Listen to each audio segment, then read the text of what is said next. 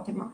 Fatima, now I know about your experience in executive coaching, and I'm really excited to share your experience with our audience today, especially that you specialize in authentic leadership and recognizing ego-driven behaviors, which is amazing and suits for everyone working in corporate companies, different companies, and workplaces.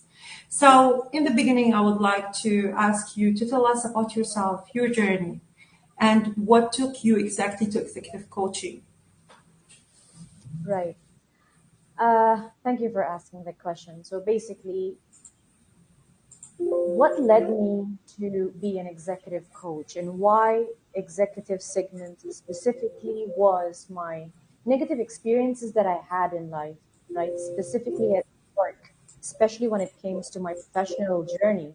It was not an easy journey. For a very, very long time, I've been the only woman, whether in my team or in the leadership team. I've been bullied. I've been, for I think three times, not I think, I'm sure, three times I've been let go from my job. Not because I was incompetent, but because there were very bad politics and poor leadership, right? And at the time Yeah, as well, I was not very much aware of my, rights and how to fight it back, of right? course. I wasn't even competent enough to maneuver these politics. In school, they do not teach us politics, right? You have to learn it at work. And the turning over, like the real turning over, uh, when I decided that this is what I want to do as an executive coach was, I had a female manager, Ah, and she was really difficult to deal with. She was extremely difficult to deal with, and she was welcome just to the here. club. Exactly. So what happened was that just working with her for a month or two, and at the time I had 17 years or 18 years of experience, right? So I was pretty senior, and I was third layer to the CEO. So she gives me a warning letter, Okay. and I was like, "Whew!" Wow. Mhm. After 18 years of service, I get a warning letter. How is that even possible? Right? So I got very egoistic myself, Mhm. right? That Okay. she doesn't know what she's doing. I have this kind of experience, this and that. I mean, when my ego went beyond me, and I Okay. always call it a barking dog, Ah, okay. right?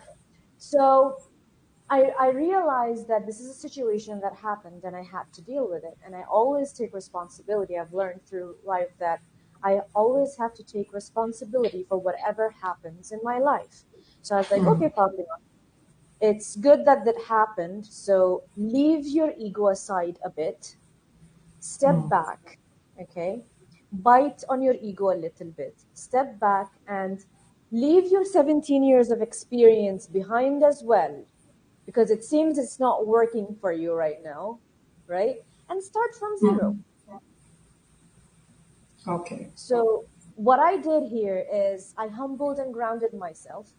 I bit my ego and I started from zero. What did I do?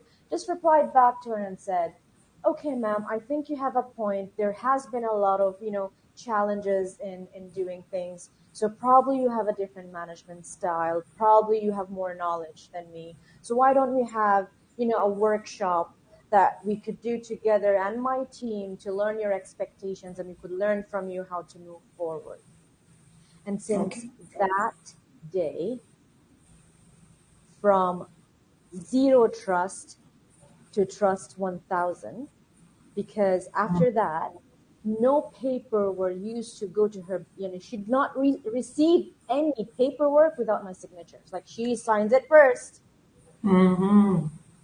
So they right? said like challenges take you to the top. This is exactly what happened with you. The challenge that you faced and the way that you deal with this challenge took you to the top. But then, Mirna, there was another unique thing that in that situation. you also need to understand and put yourself in others' shoes. That why would she do this? What would drive her to do that? True. Right? Mm-hmm. She was the only female among all these leadership, and she was under the pressure to deliver and be one like them. Mm-hmm. So she was like a bulldozer. Okay. Right? Mm-hmm. So she was under that pressure. The minute I understood that, I addressed that issue to her, or with Mm-hmm. her, not to her, like in my way of working with her, that I've got your back. But you feel like a lot of women, because they wanna, people take them seriously in workplace and in leadership position, they go to the aggressive side because I have noticed a lot of women in leadership positions, when they want people around them to take them seriously, they behave in aggressive way. Do you notice this or not? Absolutely, I do. And it's not her fault. Mm. It's not the woman's fault. It's the patriarchy or the environment that and it's here we're talking about her story where there it was the history that was created, right? Sure. And this is what made her today where she is right now, fighting and Sure. trying to struggle and make her space within في المكان الذكورية, let's say, in a very Yeah. yeah Male culture, male exactly workplace. Yeah. exactly. Mm. So is it a right thing to do? No, but It's, it's happening. it's happening. This is true. I agree with you. How do you approach helping executives improve their leadership skills?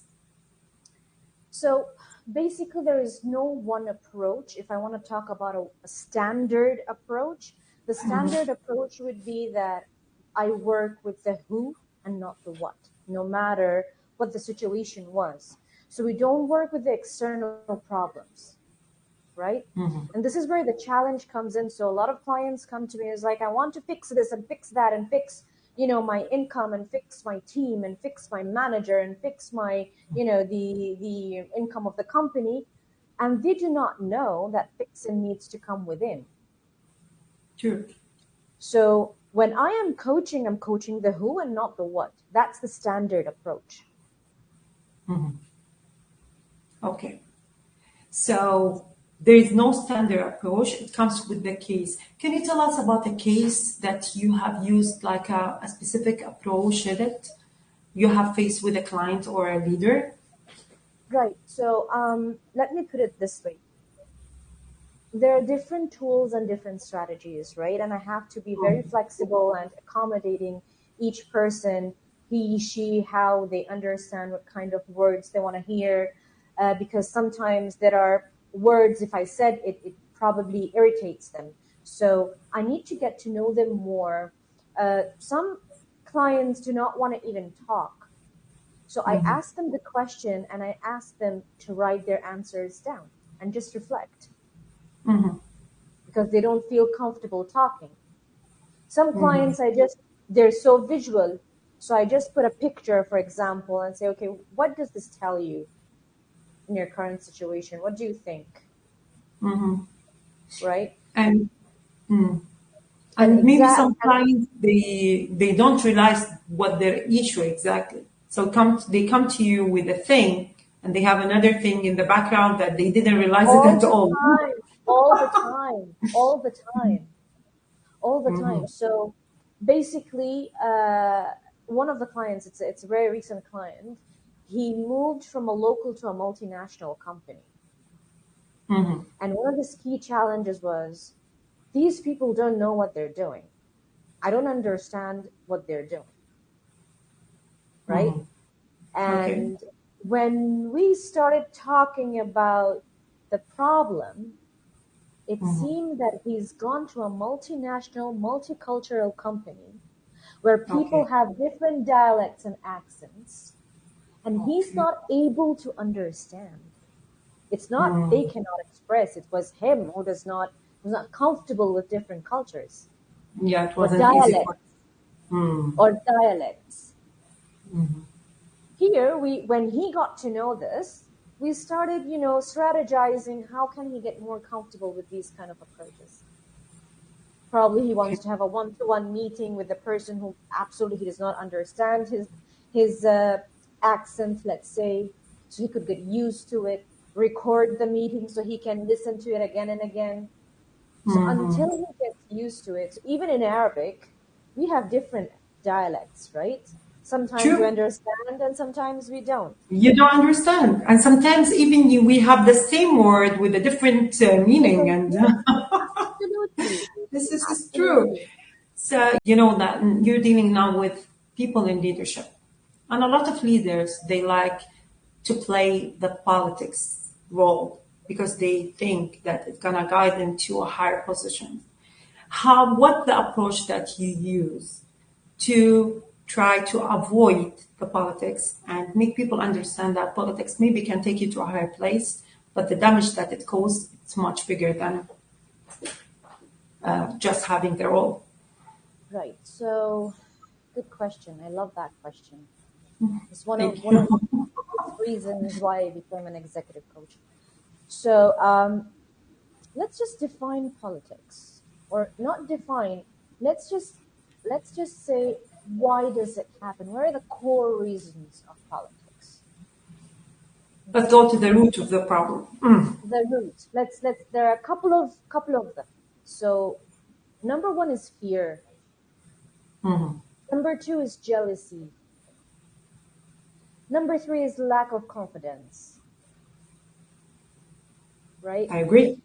Number four would be, يعني بالعربي يقولوها نقص في الشخصية. It's not lack of confidence, no عدم الثقة, it's نقص في الشخصية. There is something lacking within his personality, Yeah. All of these things and insecurities, right? All of these things drew into politics. So if I'm talking about fear, oh my God, he's better than me and he's going to take my position. Or, oh my God, he doesn't even know anything. Let me just get into, his team and he doesn't understand, and so on. Or lack of leadership skills. He does not know I can't agree more. Right? They cannot simply know how to lead people. They know how to manage. And instead of managing the process, they start managing people. True. So what exactly you advise your clients to avoid the politics? How they can avoid the politics, or how they can feel that the politics it's not gonna be, like a kind of benefit for them, benefiting them. We cannot avoid politics. It's there, right? We can just, in any organization, it's there. And it starts from the top. It does not start from the bottom. It actually starts from the top. I have to write this. It starts from the top. Okay. Yes, and it rolls down and down and down, right? تبدأ في قمة الهرم. Okay. Right? It goes from the top. Exactly. So what do? We know is what do I do with my clients is raise their awareness. Okay. True. Raise their awareness that this is happening, and they know, okay, this is politics. And we also raise the courage of confrontation, right? To know and understand that there is something either missing, an information or a piece of knowledge that's missing, or information or a piece of knowledge that's wrong.